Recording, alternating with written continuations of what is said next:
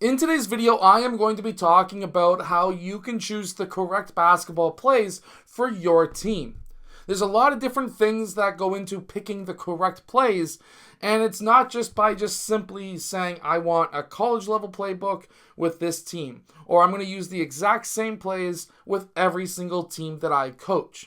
A lot of teams run the same plays over and over again, and that coach could be coaching 4 or 5 different teams.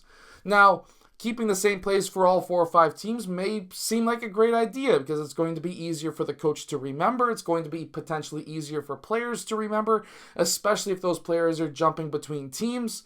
Maybe a player may play for 2 teams, and if he plays for both of your teams, maybe one team and then another team that's older or whatever it may be, or maybe your high school team and your AAU team, it may seem like a fantastic idea to run the exact same plays. But I'm telling you today that that's not the case.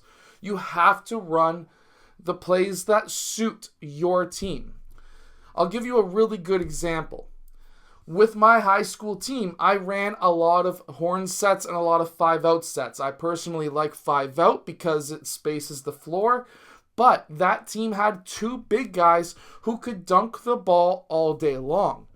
And with that team, I ran a lot of post sets, but also a lot of horn sets so that we could get that ball into that high post so that we could get some backdoor cutters or maybe just go one-on-one from that high post. Really quickly, if you do want the complete guide to coaching youth basketball, that is down in the description below. It's a fantastic book that I created that can help a lot of coaches with their teams that they are starting to coach. It's a great resource to be able to have. Now, when I'm picking plays, if I've got a bigger team, I'm going to be picking a lot of low post and high post sets, whether that be horns or maybe a 4-out, where I can get that ball into that high post or low post and let the big guys really feast. Now, while we like to say, okay, well, we want to play positionless basketball at a younger age, that's kind of the reason why I like to run 5-out with every team that I coach, but there's different types of 5-out plays that can suit different style teams. The other thing that you really need to pay attention to is the level of skill that your team has. There's no sense in having a team that is maybe 1 guy who has experience or 2 guys who have experience. You have another 9 or 10 guys who have never played basketball before, and then you want to cater to those really advanced players on your team while 3/4 of the rest of the team just can't get the plays because you're running college level plays or university level plays. Now, I'm not saying all university level plays are simple or really hard, but I would definitely be running with a team that has majority of new players, very simple plays. 5-out pass and cut, drive, kick, swing, maybe a little bit of a pin down screen on both sides so that you can get some quick, easy actions into a shot or a layup. If you want the complete guide to the 5-out offense, I've got that down in the description below as well. Now, these are great options that you can run with beginner level teams or even bigger teams. I coach also a very young team, an 11U team, U12 up here in Canada. We have different age brackets, but this would be equal to 11U in the States. And I run 2 horn sets. I run mostly 5-out, and then I run a 4-out offense so I can get that ball into the high post. Now, with that 11U team, that's a great team. They all have experience. They've all played basketball at the club level before. So we can go into a little bit more of an advanced set. But I've got 2 guys who are fairly tall, so I like to run some horn sets, but also some quick 4-out sets. 4-out can also be used as a great way of beating a half-court trap, and teams like to half-court trap us. So that really helps us.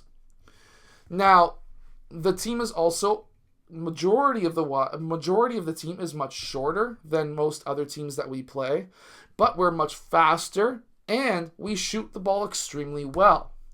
So what I like to run with them is a lot of 5-out sets so that we can get that ball moving around that perimeter. And then if we go against a zone, I like to try and get that ball into the paint as much as we can.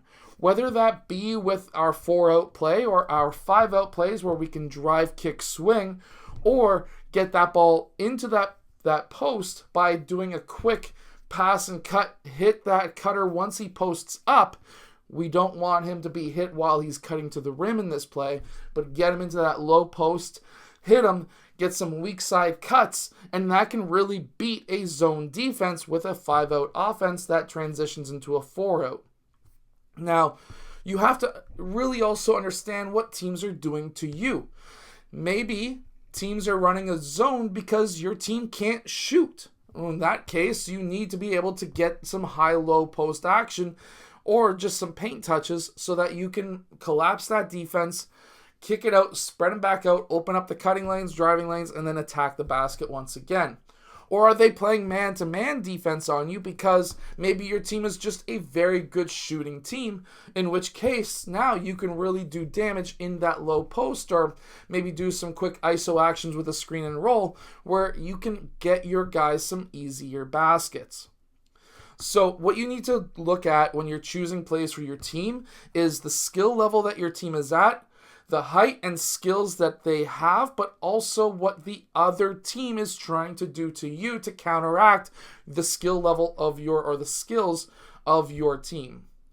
I hope that this video has helped you. Make sure to go check out the complete guide to coaching youth basketball that is down in the description below. Half of the proceeds of that book do go towards the players around my local area so that they can afford to be able to play club level basketball. If you have enjoyed today's video, hit that like button and subscribe, and I will see you guys again in my next video.